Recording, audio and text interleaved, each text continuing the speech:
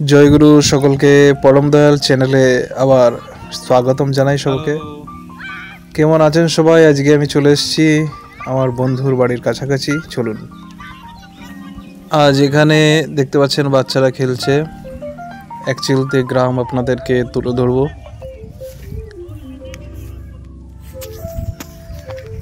কেমন আছেন সবাই? আশা করি ভালো আছেন।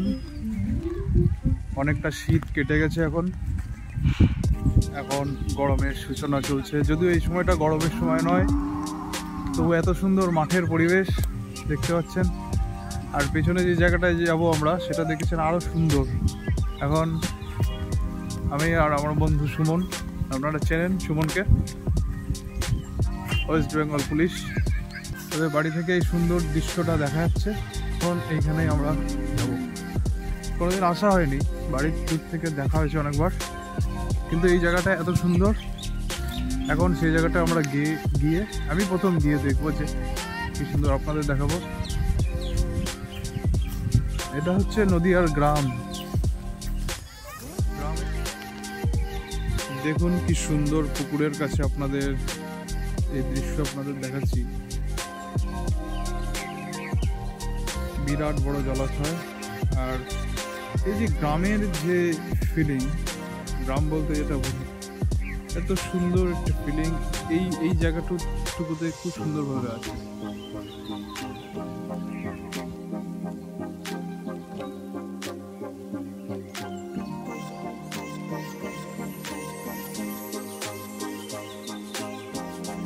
এখন কিছু কিছু গ্রাম শহরের মতোই প্রায় হয়ে গেছে, তাই গ্রামের মধ্যে থেকেও গ্রামের পরিবেশে আসতে গেলে আমাদের একটু ভিতরেই যেতে হয়, মানে গ্রামেরই ভেতরে যেতে হয়। দেখুন এখান থেকে পুকুরটাকে অসামান্য লাগছে।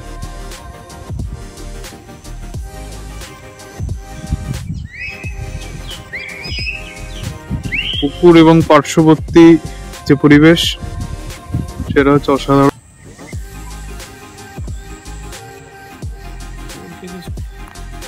এটা হচ্ছে কলা বাগান। চলুন আপনাদেরকে নিয়ে চলি আর একটু ভেতরে। এখানে দেখতে পাচ্ছেন এখন যে শীতকালীন যে সময়টায় যে চাষটা হয়, সেটা হচ্ছে মানে শীতের শেষে গরমের শুরুতে যে চাষটা হচ্ছে, সেটা হচ্ছে খারিফ ফসল। খারিফ ফসলের মধ্যে যেটা পড়ছে, সর্ষে পড়ছে, ডাল পড়ছে, ধনেপাতা। তারপরে শীতে আপনার ধান চাষ হবে এখন গরমের সময়। এটা হচ্ছে গম। যাই হোক, এই প্রথম আমি গমের এই গাছটা আমি প্রথম দেখছি। গম চাষ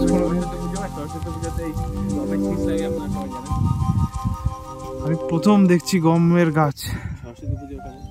সরস্বতী পুজোয় যে গমের শীষ লাগে, এই যে গমের শীষ দেখুন কি সুন্দর। এখন কি সুন্দর এইটুকু জায়গায় গমের চাষ করেছে।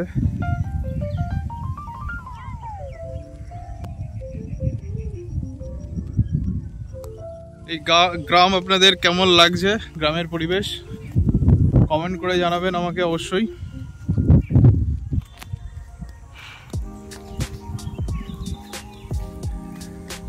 গ্রাম ছাড়া ওই রাঙা মাটির পথ, এই যে কিন্তু গাজর চাষ হচ্ছে।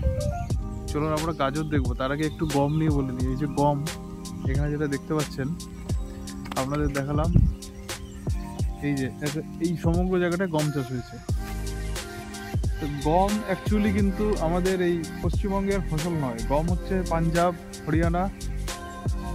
সুমনও জানে যে পাঞ্জাব, হরিয়ানা, উত্তরপ্রদেশের কিছু অংশ, এই জায়গাগুলো গম চাষ হয়। কারণ কি, কৃষি দিয়েই মেন আয়টা হতো। আমাদের ভারতবর্ষের মেইনলি ডিপেন্ডেন্ট ছিল কৃষিতে। তো তারপরে পরবর্তী সময় যখন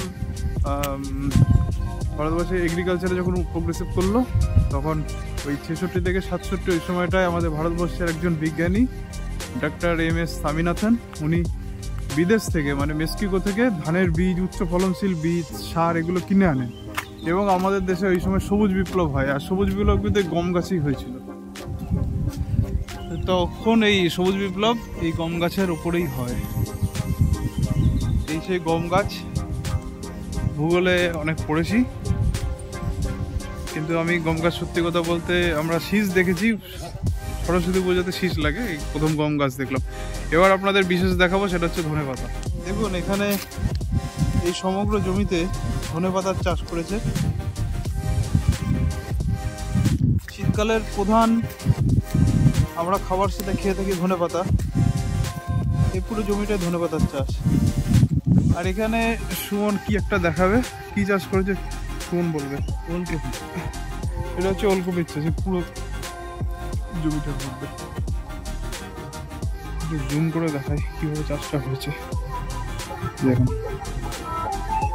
এই পুরো চাষ হয়েছে। মাটির তলা ওল হয় না। এখন এখানে চাষের অনেক বড় জায়গা। যাই হোক, এসে খুব ভালো লাগলো। সুমনের বাড়ি থেকে দেখা যায় সুমনের একটা বাড়ি এখন নতুন করে তৈরি করছে সুমন। এতদিন স্ট্রাগলে, সুমন একটু স্ট্রাগলের ঘটনাটা বল। সুমনকে আপনারা আমার চ্যানেলের ভিডিওতে দেখতে পাবেন। তো সুমনের অনেক স্ট্রাগলের পর একদিন বলবো, এখন বলতে ওর ইচ্ছা করছে না।